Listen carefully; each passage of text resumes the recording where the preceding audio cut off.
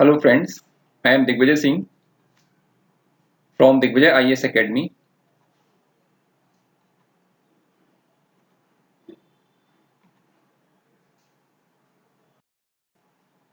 And now I am talking about United Nations Security Council and India's role.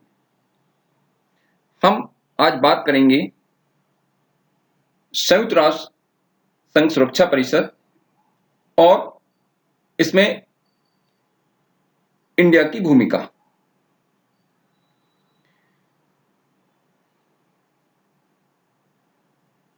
Now it's a 5 permanent members and 10 non-permanent members bodies.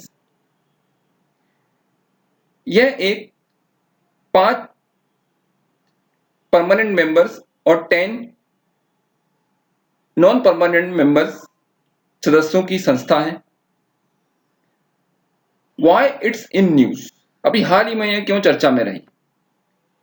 Recently India was elected in this institutions as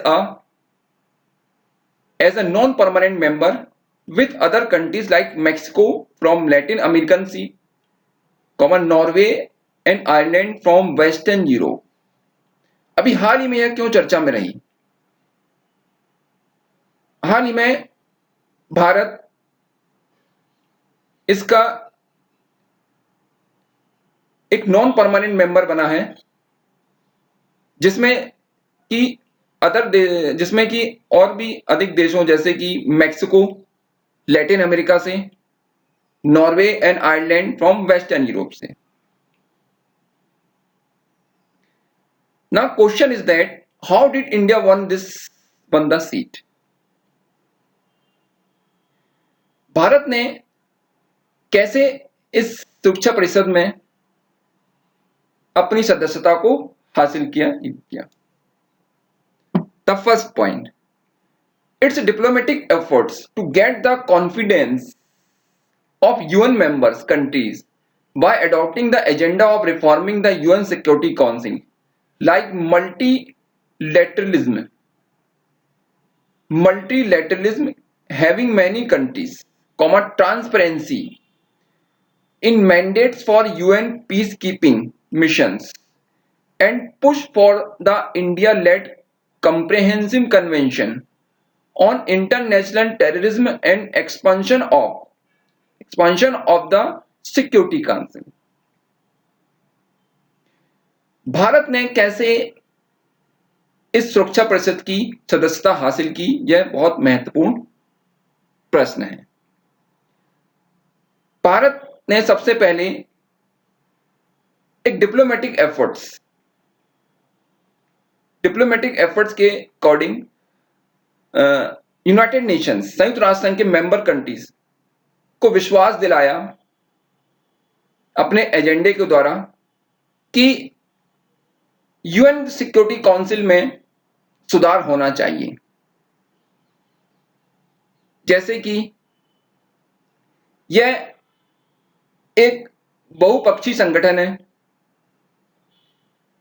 दूसरा, United nation का जो peace keeping mission होता है, शांति mission, जो किसी देश में वहां की सुरक्षा या वहां के मानवाधिकारों को लेकर चलाया जाता है, उसमें ट्रांसपेरेंसी होनी चाहिए। दूसरा, जो कंप्रिहेंसिव कन्वेंशन है इंटरनेशनल टेररिज्म, मतलब अंतरराष्ट्रीय जो आतंकवाद बढ़ रहा है, उसके लिए इंडिया ने, भारत ने बहुत महत्वपूर्ण प्रयास किए और कहीं ना कहीं भारत का यह मकसद रहा कि सुरक्षा परिषद में जो परमानेंट मेंबर्स हैं उनके अलावा भी अन्य देशों को शामिल किया जाए।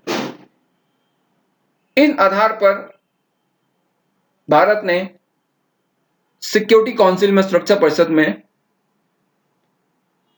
सदस्यता हासिल की नॉन परमानेंट मेंबर के रूप में। Second point, India has long been of the view that the structure of the UN Security Council doesn't reflect the realities the realities of the 21st century. Bharat का दृष्टिकोण बहुत पहले से यह था कि 21वीं सदी 21वीं सदी के आधार पर संयुक्त राष्ट्र सुरक्षा परिषद का जो ढांचा है वो प्रॉपर रिप्रेजेंटेटिव नहीं है, क्योंकि 5 परमानेंट मेंबर्स हैं, उनके अलावा भी कुछ देश ऐसे हैं जो एक क्षमता रखते हैं इस सिक्योरिटी काउंसिल के परमानेंट मेंबर बनने के लिए। इसलिए भारत ने इस आधार पर भी कहीं ना कहीं संयुक्त राष्ट्र संघ के सदस्य देशों का समर्थन हासिल किया संयुक्त राष्ट्र सुरक्षा परिषद की नॉन परमानेंट मेंबर सीट के लिए। यह सबसे महत्वपूर्ण इंपॉर्टेंट बात। Challenges before India. भारत के सामने क्या चुनौतियां हैं एज ए मेंबरशिप को लेकर? The first, the security council is one of the most important multilateral decision making bodies where the counters the shape of the outer shape of some things, where the counters of global geopolitics are often drawn। सबसे महत्वपूर्ण challenge क्या challenges है भारत के लिए? तो पहला challenge चुनौती यह है कि सिक्योरिटी काउंसिल सुरक्षा परिषद एक बहुपक्षी निर्णय लेने वाली सर्वोच्च संस्था है,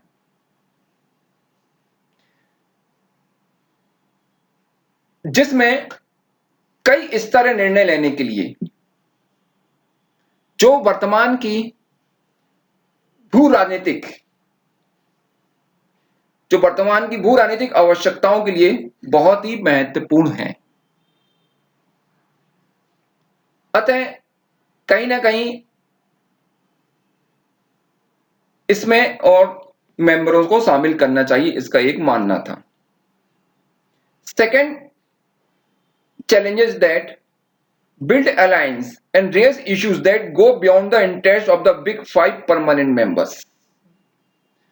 सबसे महत्वपूर्ण चुनौती भारत के लिए यह थी कि अन्य सदस्य देशों का एक संगठन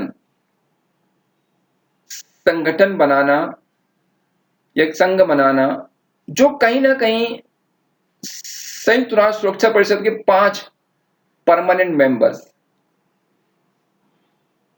का जो इंटरेस्ट है, मतलब उनको जो लाभ है, उससे थोड़ा अलग हो, जो कहीं ना कहीं लोकतांत्रिक ढांचों को रिप्रेजेंट करे। सिर्फ इन 5 स्थायी सदस्य देशों के लाभ हानि पर ही ना डिसीजन लिए जाएं, वो कहीं ना कहीं भारत का सबसे महत्वपूर्ण पहलू है। तो इस चुनौती को कहीं ना कहीं कैसे वो as a non permanent members के रूप में निभाएगा, ये सबसे बड़ा चैलेंजेस और चुनौती रहेगा भारत के समक्ष। व्हाट टू डू, इंडिया को क्या करना चाहिए, भारत को क्या करना चाहिए as a non permanent members के रूप में? The first point, India should avoid the temptation of feeling that you want to do something even if you know that it is wrong, of taking sides at a time when the Security Council is getting more and more polarized। Bharat